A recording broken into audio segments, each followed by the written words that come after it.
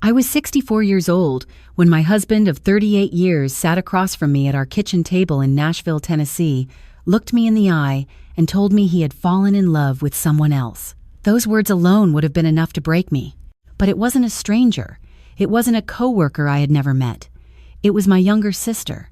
My name is Margaret Ellen Whitfield, and this is the story of how the two people I loved most in this world handed me the greatest gift of my life, even though I couldn't see it at the time. My husband and I had been together since we were both in our mid-20s. He was working at a hardware distribution company when we met at a mutual friend's cookout in the summer of 1986. He was tall, quiet, the kind of man who listened more than he talked. I thought that meant he was thoughtful. I spent 38 years learning the difference between a man who listens and a man who is simply waiting to be somewhere else. We built what I believed was a real life together. We raised 2 children in the same house in Brentwood, a suburb just south of Nashville.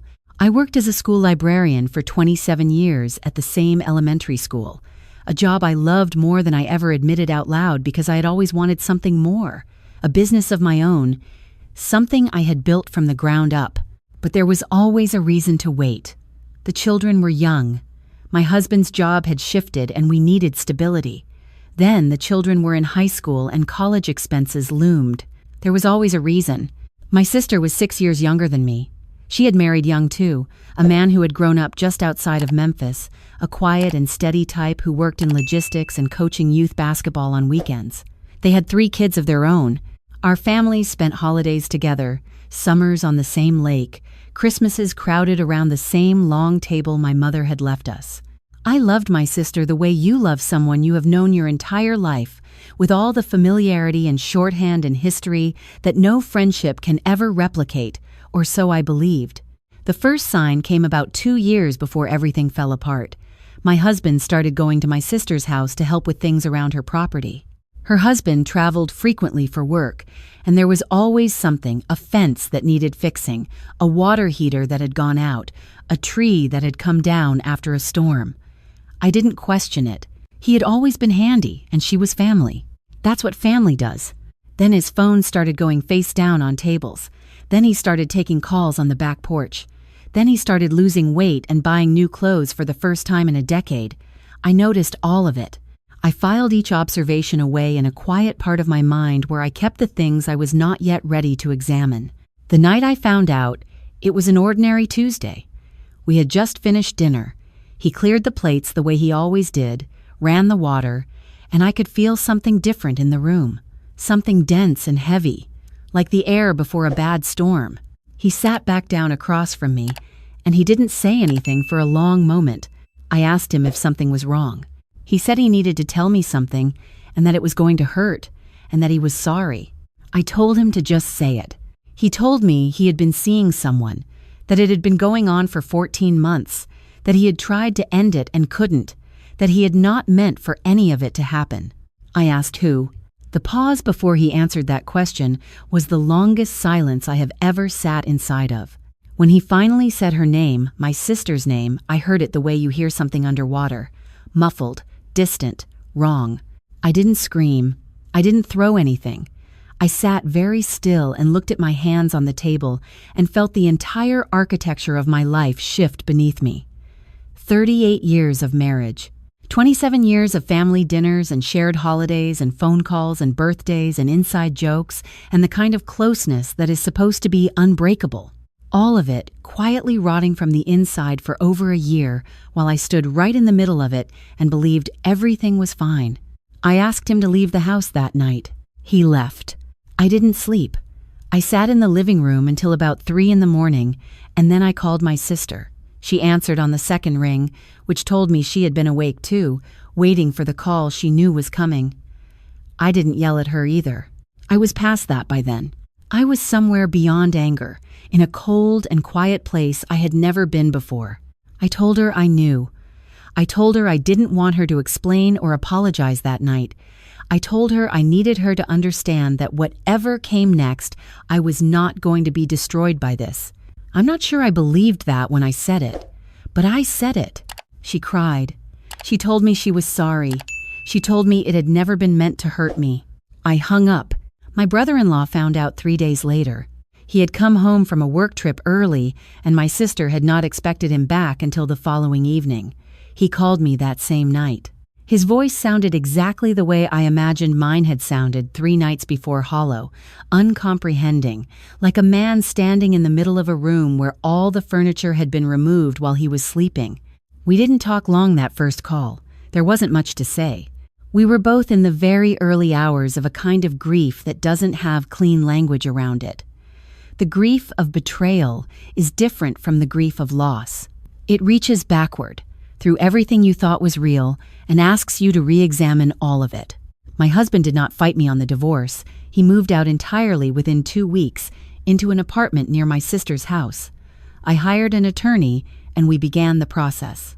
Tennessee doesn't have the shortest divorce timeline, but we reached a settlement within about 8 months. I kept the house, which we had long since paid off. I got a fair settlement from the assets we had accumulated over nearly 4 decades together. I was not left without resources.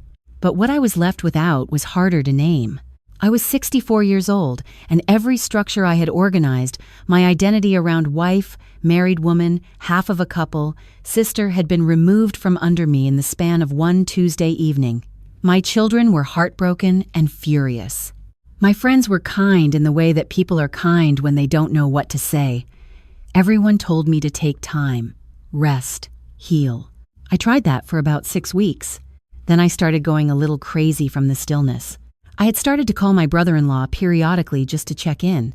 We had always gotten along well. He was the kind of man you could have a real conversation with, direct and unpretentious, and we had spent years sitting at the same family tables making the same small talk.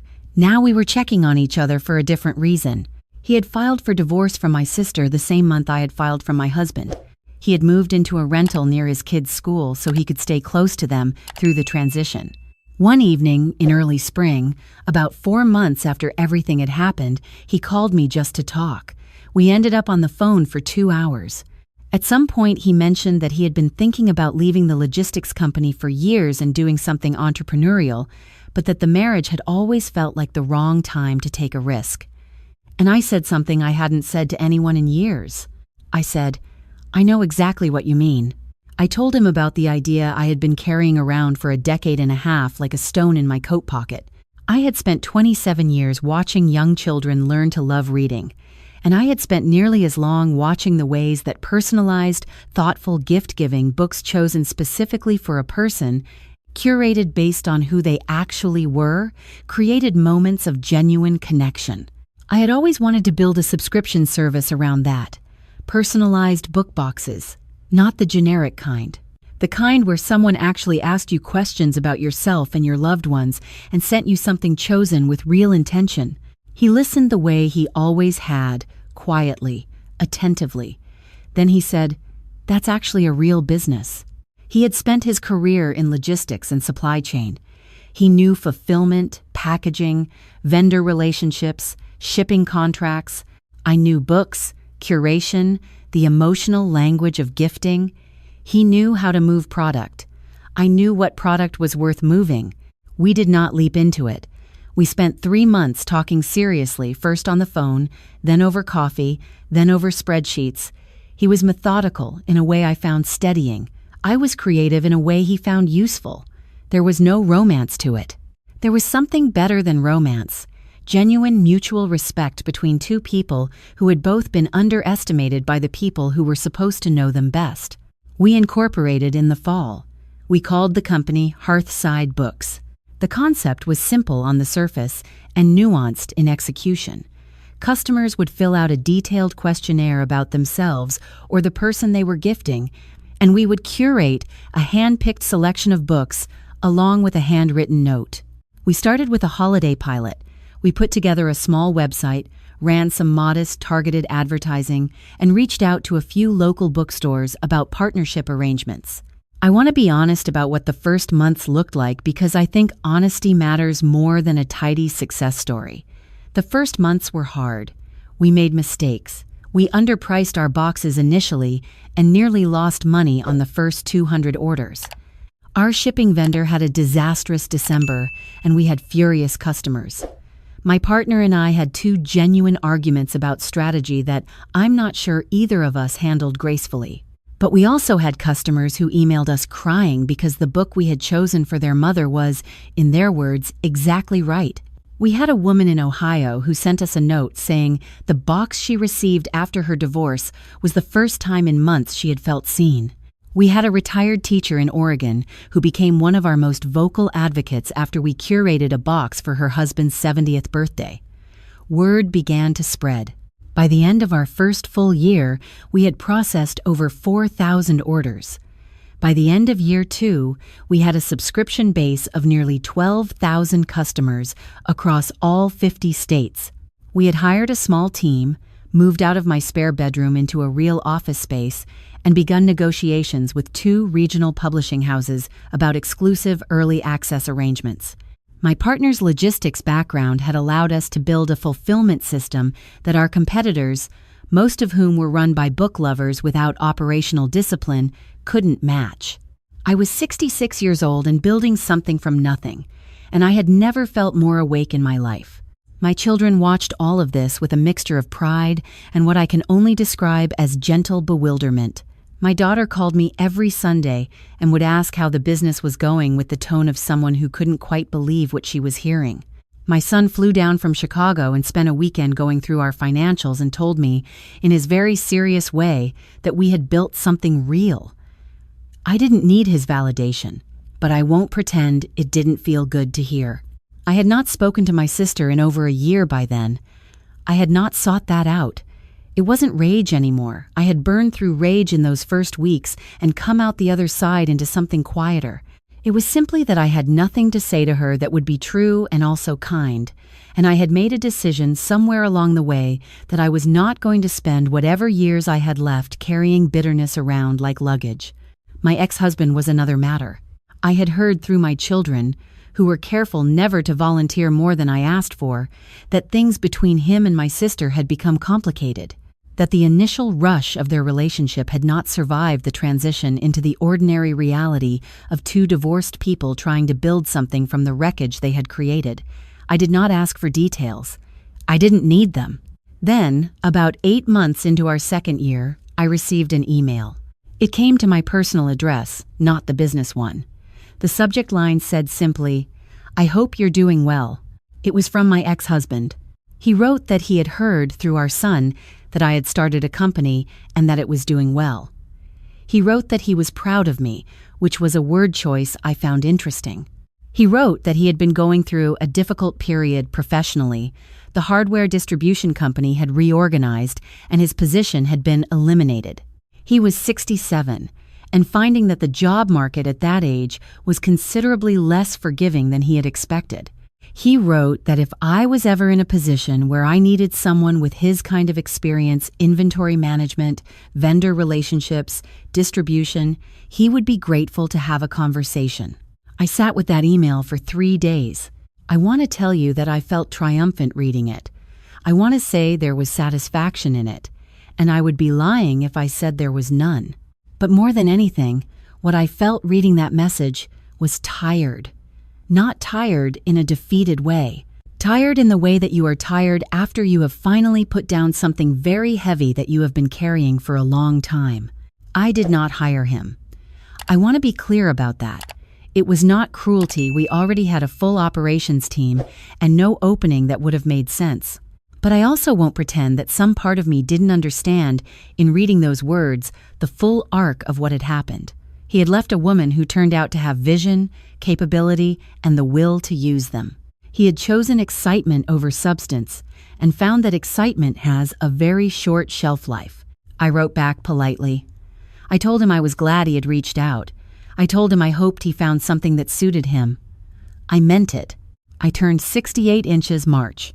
My partner and I had just closed a deal that valued Hearthside Books at just over $3 million, not a sale, an investment round, because we had no intention of selling.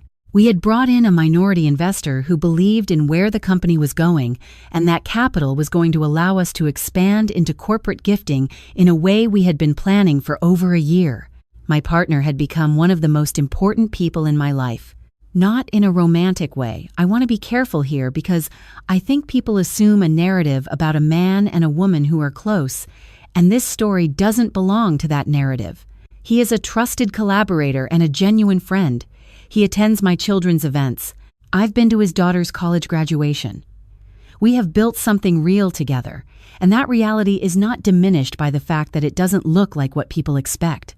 I think about the woman I was at 64, sitting alone in my living room at 3 in the morning, certain that my life was over.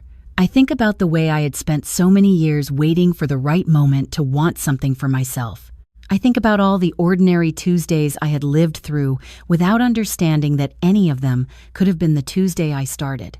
I don't believe everything happens for a reason in the greeting card sense of that phrase. I don't think betrayal is a gift. I don't think the people who hurt me did me a favor. What I believe is that within every ending, if you are willing to sit still long enough in the wreckage and look clearly at what remains, there is almost always something that was waiting to be found. What I found, in the rubble of a marriage and a sisterhood and everything I thought I knew about my own life, was for myself.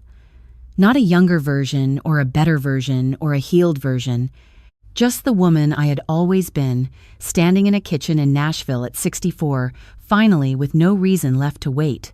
The courage was always there. It was just waiting for the moment when I had no other choice but to use it. If you are sitting somewhere right now, in the middle of your own Tuesday, in the middle of something that has ended or is ending, something that has broken in a way you didn't expect, I want you to hear this. The story is not over.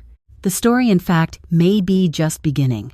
The people who underestimated you gave you the most expensive gift of your life. Don't waste it. My name is Margaret Ellen Whitfield. I am 68 years old. I run a company that I built from a conversation and a dream and a spare bedroom and a partner I found in the last place I ever expected. And I have never, not for one single morning, woken up wishing any of it had gone differently.